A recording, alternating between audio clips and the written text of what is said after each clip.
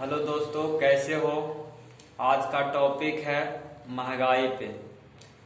तो एक गांव में चौराहे पे लोग बैठे हुए थे, आपस में बातचीत हो रही थी। एक आदमी ने बोला कि अब तो सब चीज महंगा होने वाला है क्योंकि पेट्रोल महंगा हो रहा है। तो दूसरे आदमी का तर्क था कि कैसे भाई, हम लोग तो गरीब आदमी, हम लोग थोड़ी ना चलाते हैं स्कूटर, बाइक, मारुति। ये तो बड़े लोगों की महंगा होगा ना, हम लोग तो पैदल चलते हैं या साइकिल से चलते हैं। दूसरा आदमी का तर्क था। लेकिन पहला आदमी बोला कि नहीं भाई, ये अमीरों की नहीं, ये हम सबकी है। महंगाई बढ़ेगी, हम सब पे महंगाई बढ़ेगी। तो बोला कैसे, बताओ। तो पहला आदमी ने तर्क दिया कि देखो भाई, जब पेट्रोल या डीजल का दाम बढ़ता है तो किसी अमीर या गरीब पे नुकसान नहीं पड़ता, बल्कि पूरे नागरिक, पूरे देश के नागरिक पर इम्पैक्ट पड़ता है।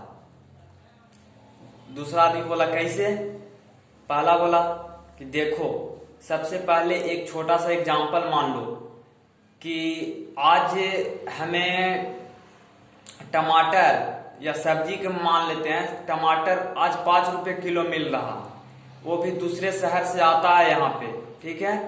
लेकिन जब पेट्रोल डीजल का रेट बढ़ जाएगा तो उसका मतलब एक्स्ट्रा चार्ज जोड़ा जाएगा उसी टमाटर पे।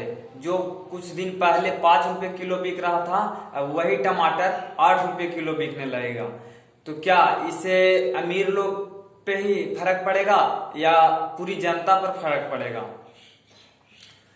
तो दूसरे की बात समझ में आ गई और वो बोला सही बात बोल रहे हो भाई, ये तो पूरे देश को महंगाई में ले जा रहा है।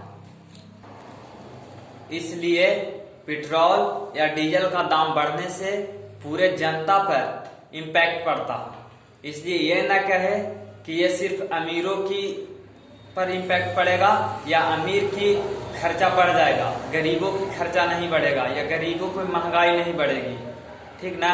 इस सब पे इम्पैक्ट पड़ता है। तो आइए कुछ देशों के बारे में जानते हैं, या अपने देशों के प्राइस कितना बढ़ा है, कितना कैसे कैसे टैक्स ले रहे हैं, इसके बारे में भी जानते हैं। सबसे पहले देखते हैं कि तेल आता कहाँ से है। देखिए, तेल है ओपेक कंट्री का एक ऑर्गेनाइजेशन है, उस देश से आता है। और बहुत से देश है जो तेल का खनन करते हैं और निकालते हैं, जैसे सऊदी अरेबिया, वेनेजुएला, इस तरीका से देश हैं, बहुत सा देश है निकालते हैं तेल, वहां से हम लोग इंपोर्ट कराते हैं। तो सबसे पहले उस मार्केट में क्रूड ऑयल होता है, क्रूड ऑयल का बेस प्राइस होता है। जैसे क्रूड ऑयल का अभी वर्तमान में बेस प्राइस है 31 रुपया कुछ पैसा, ठीक है। और जो सरकार टैक्स लगाती है, सेंट्रल सरकार, स्पेशल सेंट्रल सरकार टैक्स लगाती है, वो 32 रुपया कुछ पैसे है। 1 लीटर के बात बोल रहे हैं, ठीक ना। और जो टैंकर ट्रांसपोर्ट का कॉस्ट आता है वो मात्र 0.25 यानी 20 पैसा से 25 पैसा मान लीजिए आता है ट्रांसपोर्ट। जो टैंकर होते हैं जो इधर से उधर ले जाते हैं, उसका कॉस्ट आता है 20 से 25 पैसे। और जो स्टेट टैक्स लगाते हैं पेट्रोल पे, वो 20 से 22 रुपये लगाते हैं, जो अलग अलग स्टेट में, जैसे बिहार में अलग टैक्स है और अलग स्टेट में अलग टैक्स है। तो उसको मिला के अप्रोक्स 85 रुपये के लमसम पहुंच जाता है।